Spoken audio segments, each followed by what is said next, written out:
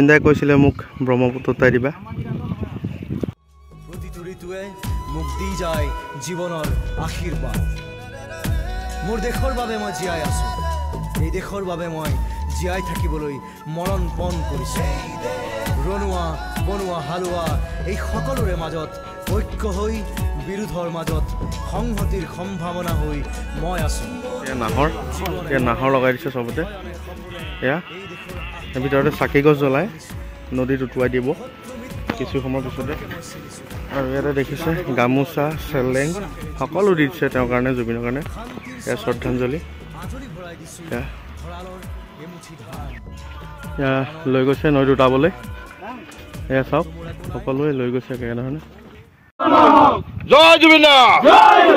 জুবিন দা অমৰ হওক এয়া লৈ যোৱা হৈছে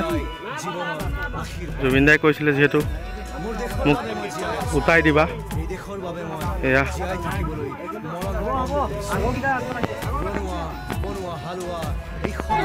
এয়া উটাই দিছে এখন ভূৰত উটাই দিছে এনেধৰণে জুবিন দাই কৈছিলে মোক ব্ৰহ্মপুত্ৰ উটাই দিবা এইখন গৈ থাকক এতিয়া ব্ৰহ্মপুত্ৰ সাগৰ গৈ থাকিব এতিয়া কোনো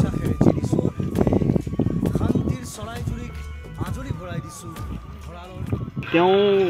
বিভিন্ন সময়ত দেখিছোঁ তেওঁ কৈছিল যে তেওঁ মৃত্যুৰ পিছত তেওঁ যি হ'ব সেয়া ব্ৰহ্মপুত্ৰ উটাই দিবলৈ কৈছিল কিন্তু সেইটোতো সম্ভৱ নহয় কৰা গতিকে তথাপিতো তেওঁ মানুহজন যিহেতু আৱেগিক আৰু অলপ অগতানুগতিক কামবিলাক কৰি ভাল পায় তেওঁৰ বিষয়েনো কি ক'ম চবে জানে ৰাইজে গতিকে তেওঁ সেই ইচ্ছা অনুসৰিয়ে আমি কিঞ্চিতমান চেষ্টা কৰিছোঁ যাতে তেওঁ ভূৰ এখনকে উটাম কিন্তু তেওঁক নহয় তেওঁৰ যি অসমৰ জনতাৰ প্ৰতি অসমৰ ৰাইজৰ প্ৰতি যি তেওঁ ক'বলগীয়াখিনি কৈছিল সেইখিনি বাৰ্তাখিনি যাতে বহন কৰি লৈ যায় ব্ৰহ্মপুত্ৰৰ বুকুৱেদি ৰাইজেও মনত পৰক কথাষাৰ আচলতে এইটো এটা প্ৰতীকীহে যে তেওঁ কোৱা কথাষাৰৰ আৰু বহুত তেওঁ কথা কৈ গৈছে যিখিনি অসমীয়া জাতিয়ে মনত ৰখা দৰকাৰ তেওঁ কৈছিল যি জাতিৰ কি বুলি কয়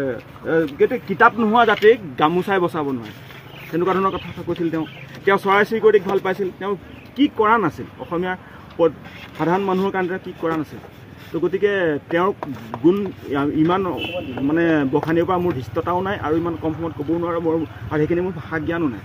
তো গতিকে তেওঁ এটা প্ৰতীকী হিচাপে তেওঁক যাতে আমি মনত ৰখা দৰকাৰ তেওঁ কৈ যোৱা কথাষাৰ যে আমি আমাৰ জীৱনত মানে তেওঁক জীয়াই ৰাখিব তেওঁৰ কথাখিনি জীয়াই ৰাখিবৰ কাৰণে এটা প্ৰতীকী হিচাপে আমি এই ভূৰখন আমি এতিয়া নৈত উটাব বিচাৰিছোঁ আৰু এই ভূৰখনে উটি উটি কৈ গৈ থাকিব জুবিন গাৰ্গে কি কৈ গৈছিল